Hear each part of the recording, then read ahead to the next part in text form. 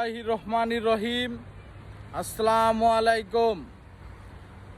দেশ এবং দেশের বাইরে সবাইকে জানাই আসসালামু আলাইকুম। আশা করি আল্লাহর অশেষ রহমতে সবাই ভালো আছেন। দোয়া করি সবাই ভালো থাকেন এবং আল্লাহ সঠিক পথ দেখার তৌফিক দান করুক। আজ আমি কয়টা কথা বলবো। আমি বর্তমান যে রাষ্ট্রে আছি এটা হচ্ছে মালয়েশিয়া, একটা রাষ্ট্র।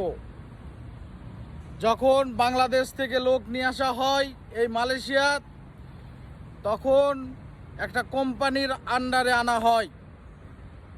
আমরা যখন আসি প্রবাসীরা, তখন আসার পরে আমাদেরকে 2-3 মাস, 4 মাস, 6 মাস এখানে রুমের ভিতর থাকতে হয়।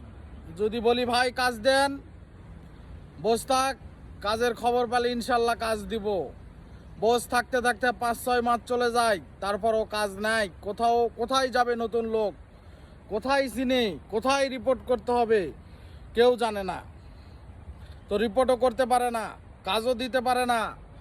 তখন আমরা যখন বাংলাদেশ থেকে আসি, 5-6 লাখ টাকা ঋণ করে আসি মালয়েশিয়াতে।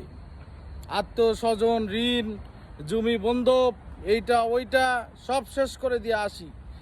আসার পরে এগুলো সমস্যা হয়, এগুলো দেখবে কে? বাংলাদেশ হাই কমিশনও দেখে না। এই দেশের লোক যদি মালয়েশিয়াত পোষা মরেও যায় তারপরেও দেখে না।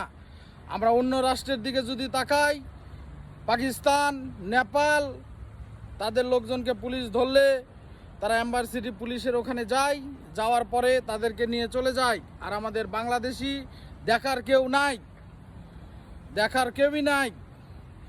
আজ যারা বৈধ আছে তাদেরকেও কোম্পানি দেশে পাঠাইতেছে। কেন? 3 বছরের কন্ট্রাক্ট, কেন দেশে পাঠাবেন? ওভার টাইম ঠিক মতো নাই, কোনো কিছু নাই। ভোগান্তির শেষ নাই মালয়েশিয়াত। আর বাংলাদেশ থেকে কলিং দেওয়ার জন্য আপনারা পাগল হয়ে গেছেন। কলিং আপনারা বলেন। এই হাতে যখন হ্যান্ডকাপ পরাই আপনাদের কি ভালো লাগে? কোনো প্রবাসীকে যখন হ্যান্ডকাপ পরাই খুশি লাগে? মনে রাখবেন একটা কথা, সেটা হইতাছে এই প্রবাসীর দ্বারাই দেশের চাকা সচল রাখছি আমরাই প্রবাসী। আমাদের টাকায় আপনারা এসির রুমে বসে থাকা বিড়ি টানতেছেন, সিগারেট খাইতেছেন, বড় বড় রেস্টুরেন্টে ডিনার করতেছেন। আজ আমাদের কথা মনে নাই? অবৈধ লোক আজ মালয়েশিয়াতে রিকোয়েস্ট করেন আপনারা। কেন অবৈধ হলো? অবৈধ হলো কেন? যদি কাজে দিতে পারে একটা কোম্পানি, তাহলে অবৈধ হলো কেন? খুশির ঠেলায় কি অবৈধ হয়েছে? আজ আপনার বন্ধু লাগে মালয়েশিয়ার প্রাইম মিনিস্টার আনোয়ার ইব্রাহিম। আপনি রিকোয়েস্ট করে দেখেন, বারবার রিকোয়েস্ট করেন। এই দেশে তো লোকজন কলিংয়ে আনতে চাইতেছেন। একজন প্রবাসী আপনি রেমিটেন্স পাবেন না অবৈধদের বৈধ করলে। সব কিছুর একটা সীমা আছে, সীমা অতিক্রম করবেন না। বাংলাদেশ হাই কমিশনকে বলতেছি, কুয়ালালামপুরে আপনারা যারা আছেন প্রবাসীর দিকে তাকান, নইলে প্রবাসীরা যদি খেপে আপনাদের কপালে কিন্তু শুনি আছে। বারবার করে বলে দিচ্ছি, যখন দেওয়ালে পিঠ ঠেকা যাবে তখন কিন্তু সামলাতে পারবেন না।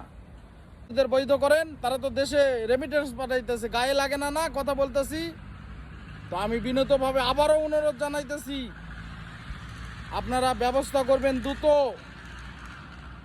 দেখছেন মালয়েশিয়াত কিন্তু আন্দোলন শুরু হয়ে গেছে শ্রমিকরা। আপনাদের কি মান সম্মান নাই? এগুলো দেখেন না?